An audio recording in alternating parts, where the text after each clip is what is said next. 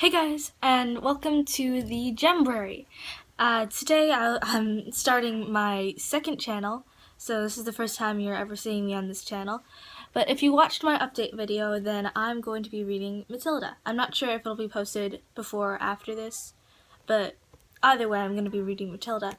The reason I'm reading Matilda is because it's a wonderful story, it's not very long, and it's something easier for me to act out because I already know all the characters and how they're supposed to speak because, British voices.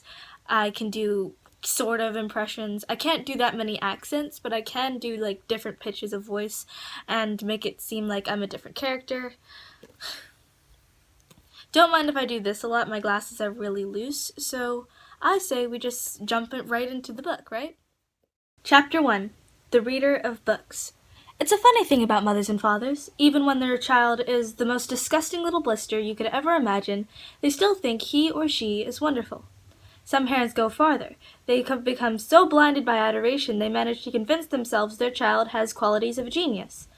While there is nothing very wrong with all this, it's the way of the world. It is only when parents begin telling us about the brilliance of their revolting offspring that we start shouting, "Bring us a basin, we're going to be sick." School teachers suffer a good deal from having to listen to this sort of twaddle from proud parents, but they usually get their own back when the time comes to write end-of-term reports. If I were a teacher, I would cook up some real scorchers for the children of the doting parents. "Your son, Maximilian," I would write, "is a total washout. I hope you have a family business you can push him into when he leaves school, because he sure as heck won't get a job anywhere else." Or, if I were feeling lyrical that day, I might write, "It is a curious truth that grasshoppers have hearing organs on the side of their abdomen. Your daughter, Vanessa, judging by what she's learnt this term, has no hearing organs at all." I might even delve deeper into natural history and say, "The periodical cicada spends 6 years as a grub underground, and no more than 6 days free as a free creature of sunlight and air. Your son Wilfred has spent 6 years as a grub in school, and we are still waiting for him to emerge from the chrysalis." A particularly poisonous girl might sting me into saying, "Fiona has the same glacial beauty as an iceberg, but unlike the iceberg, she has absolutely nothing below the surface." Harsh. I think I might enjoy writing end-of-term reports for the stinkers in my class. But enough of that. We have to get on. Occasionally one comes across parents who take the opposite line, who show no interest at all in their children. And these, of course, are far worse than the doting ones. Mr. and Mrs. Wormwood were two such parents. They had a son called Michael and a daughter called Matilda. And the parents looked upon Matilda in particular as nothing more than a scab. A scab is something you have to put up with until the time comes when you can pick it off and flick it away. Mr. and Mrs. Wormwood looked forward enormously to the time when they could pick their little daughter off and flick her away, preferably into the next country, or even further than that. It is bad enough when parents treat ordinary children as though they were scabs and bunions, but it somehow becomes a lot worse when the child in question is extraordinary. And by that I mean sensitive and brilliant. Matilda was both of these things, but above all, she was brilliant. Her mind was so nimble, she was so quick to learn, that her ability should have been obvious even to the most half-witted of parents. But Mr. and Mrs. Wormwood were both so gormless and so wrapped up in their own silly little lives that they failed to notice anything unusual about their daughter. To tell the truth, I doubt they would have noticed had she crawled into the house with a broken leg. Matilda's brother, Michael, was a perfectly normal boy, but the sister, as I said, was something to make your eyes pop. By the age 1.5, her speech was perfect. She knew as many words as most grown-ups. The parents, instead of applauding her, called her a noisy chatterbox and told her sharply that small girls should be seen and not heard. By the time she was 3, Matilda taught herself to read by studying newspapers and magazines that lay around the house. At the age of 4, she could read fast and well, and naturally she began hankering after books. The only book in the whole of this enlightened house was something called Easy Cooking, belonging to her mother, and when she read this from cover to cover and learnt all the recipes by heart, she decided she wanted something more interesting. "Daddy," she said, "do you think you could buy me a book?" "A book?" he said. "What do you want a flaming book for?" "To read, Daddy." "What's wrong with the telly, for heaven's sake? We've got a lovely telly with a 12-inch screen, and you're coming to ask for a book. You're getting spoiled, my girl." Nearly every weekday afternoon, Matilda was left alone in the house. Her brother, 5 years older than her, went to school. Her father went to work, and her mother went out to play bingo in town 8 miles away. Mrs. Wormwood was hooked on bingo and played it 5 afternoons a week. On the afternoon of the day when her father refused to buy her a book, Matilda set out all by herself to walk to the public library in the village. When she arrived, she introduced herself to the librarian, Mrs. Phelps. She asked if she might sit a while and read a book. Mrs. Phelps was slightly taken aback at the arrival of such a tiny girl, unaccompanied by a parent. Nevertheless, she told her she was very welcome. "Where are the children's books, please?" Matilda asked. "They're over there, on those lower shelves," Mrs. Phelps told her. "Would you like me to find you one with lots of nice pictures in it?" "No, thank you," Matilda said. "I'm sure I can manage." From then on, every afternoon, as soon as her mother had left for bingo, Matilda would toddle down to the library. The walk only took 10 minutes, and this allowed her 2 glorious hours sitting quietly by herself in a cozy corner, devouring one book after another. When she had read every single children's book in the place, she started wandering round in search of something else. Mrs. Phelps, who had been watching her with fascination for the past few weeks, now got up from her desk and went over to her. "Can I help you, Matilda?" she asked. "I was wondering what book to read next," Matilda said. "I've finished all the children's books." "You mean you've looked at all the pictures?" "Yes, but I've read the books as well." Mrs. Phelps looked down at Matilda from her great height, and Matilda looked right back up at her.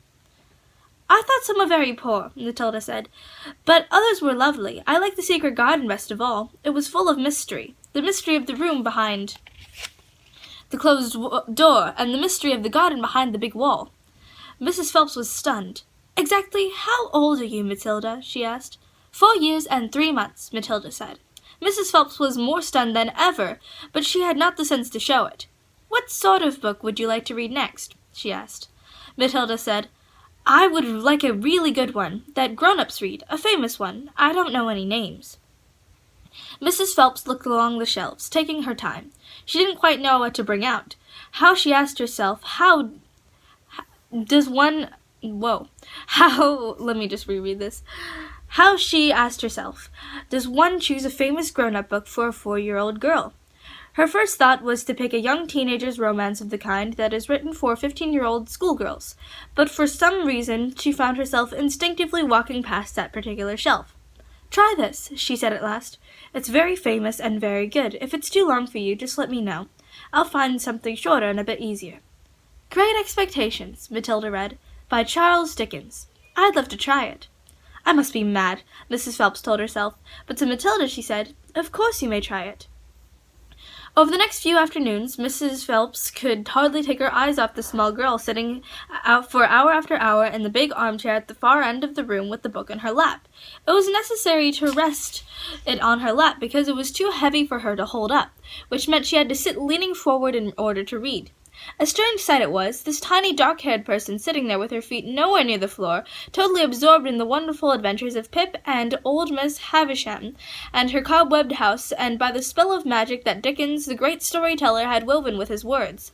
The only movement from the reader was the lifting of the hand every now and then to turn over a page, and Mrs. Phelps always felt sad when the time came for her to cross the floor and say, "It's 10 to 5, Matilda." During the first week of Matilda's visits, Mrs. Phelps had said to her, "Does your mother walk you down here every day and then take you home?"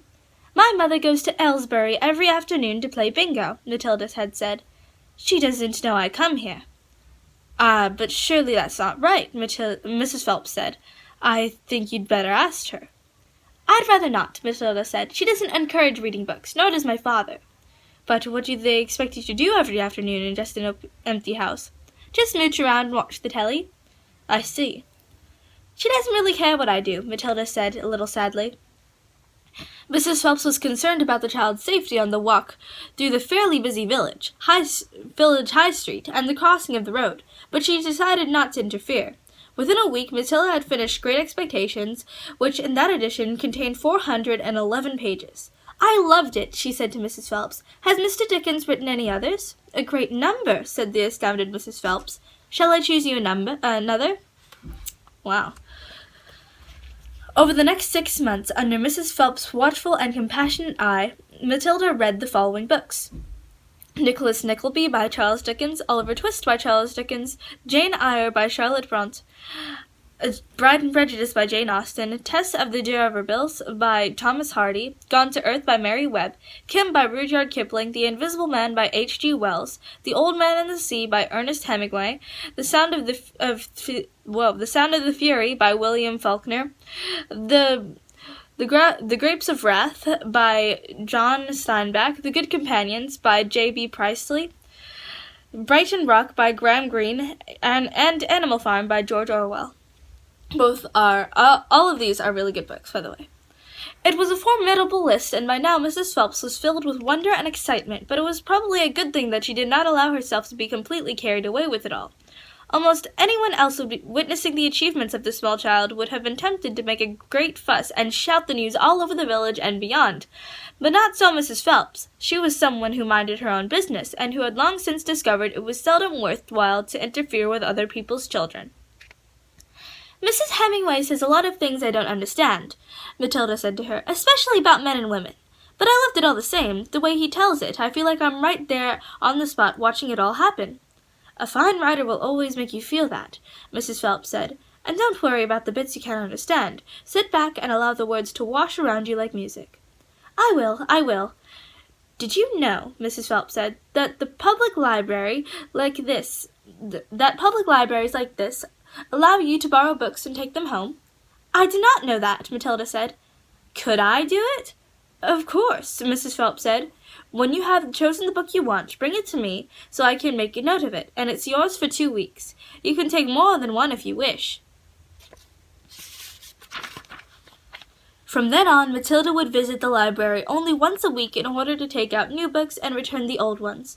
Her small bedroom now became her reading room, where she would sit and read most afternoons, often with a mug of hot chocolate beside her. She was not quite tall enough to reach things around the kitchen, but she kept a small box in the outhouse, which she brought in and stood on in order to get whatever she wanted. Mostly it was hot chocolate she made, warming the milk in the saucepan on the stove before mixing it.